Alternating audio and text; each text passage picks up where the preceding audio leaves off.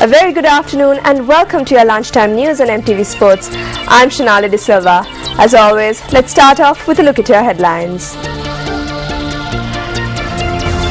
5 persons die in 2 separate accidents that occurred in Dambulla and Nochiagama areas.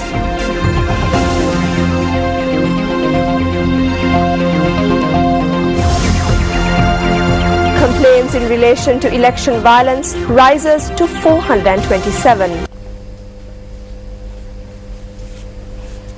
And now for those news in detail. Former Chief Justice Dr. Shirani Bandaranayake was present at the Colombo Magistrates Court for the hearing of the case pertaining to 3 accounts and her failure to declare assets. The case has been filed by the Commission to investigate allegations of bribery or corruption.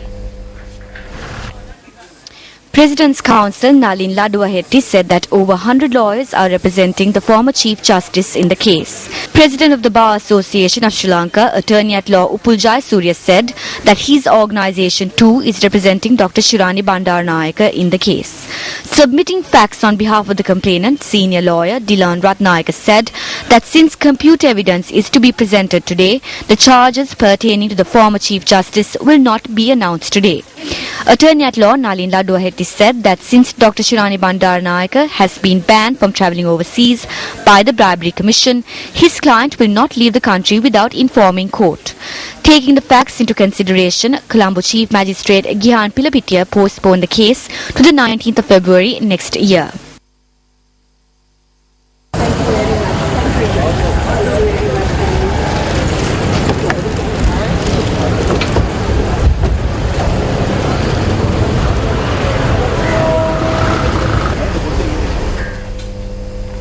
The Department of Education said that the results of the scholarship examinations will be released during the first week of next month. Commissioner General of Examinations WMNJ Pushpakumara noted that the department is taking necessary steps to release the results. The Grade 5 scholarship examinations was held on the 25th of last month. A total of 329,725 candidates sat for the scholarship examination. The scholarship examination was held in 2,836 examination centres. In more local stories, the Election Secretariat states that the campaigning for the upcoming Northern, Central and Northwestern Provincial Council will conclude at midnight on the day after tomorrow. Deputy Elections Commissioner M.M. Mohammed announced that the posting of papers and notices and the organising of election rallies will be banned from the day after tomorrow.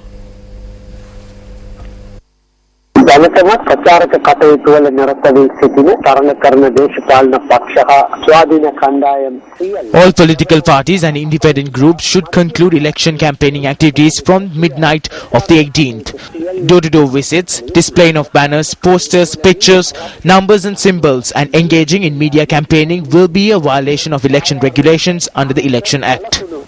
ඉටු කිරීම අදාළ මැතිවරණ පනත අනුව මැතිවරණ නීති දැඩිසේ උල්ලංඝනය කිරීමක් වෙනවා.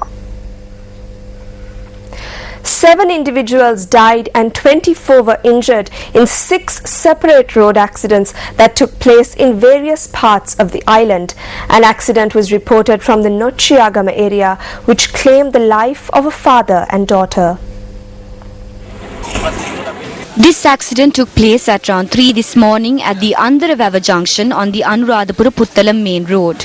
According to the police, the accident occurred when a bus plying from Puttalam to Anuradhapura collided with a lorry.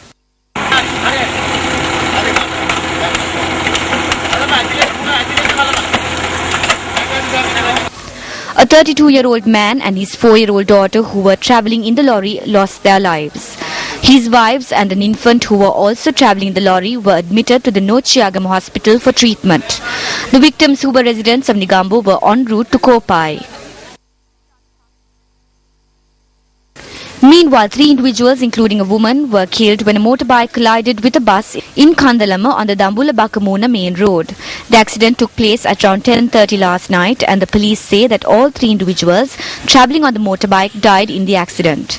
The deceased had been identified as 30-year-old K.M. Upali Jayasinghe, a resident of the Bakamuna area and a father of 2, and T.J.M. Gayan Madhushankar, who was also a resident of Bakamuna. Sevwandi Sandamali from Dambulla, who lost her life in the accident, was a mother of 2. Another accident was reported from Palvehera on the Dambulla-Habarana main road when a bus plying from Attakandia to Colombo veered off the road and fell into a precipice. An individual died as a result of the accident and 16 others were admitted to the Dambulla hospital.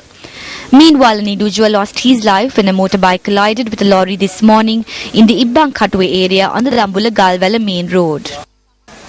The individual was identified as Dayaratna Banda, a retired army officer who was a resident of Shantipura Polonnaruwa. A van that was travelling from Colombo to Batikolo fell into a precipice in Dambulla. According to a correspondent, 3 individuals suffered injuries from the accident and have been admitted to hospital. 3 individuals were admitted to the Chilla hospital after a cab belonging to the Northwestern Province Ministry of Fisheries collided with a 3-wheeler. Our correspondent said that the cab collided with a 3-wheeler when it was entering the main road from the ministry premises.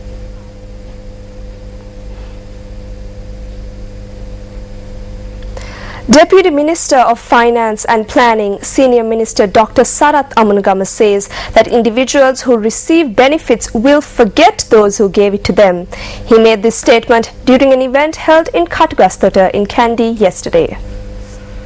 This event was held to mark the 30th anniversary of the Sarath Amunagama Foundation.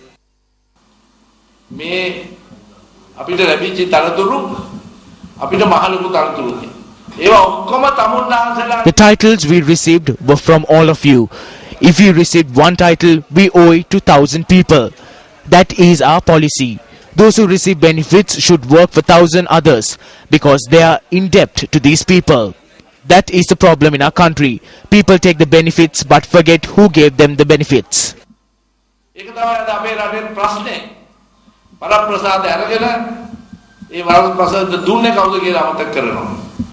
Former JVP parliamentarian Samantha Vaidyaratna charges that a majority of people in the country live in fear. He made this comment at a public rally held in the Manikina town in Kandy. Who lives happily in this country? State sector employees are in fear, wondering whether prices of goods will increase or whether the electricity tariffs will increase. They live in fear, wondering how to feed their children and uncertain about tomorrow. Mothers and fathers with children are afraid. They fear their children may become drug addicts or their daughters may be molested. Are they not afraid? They are.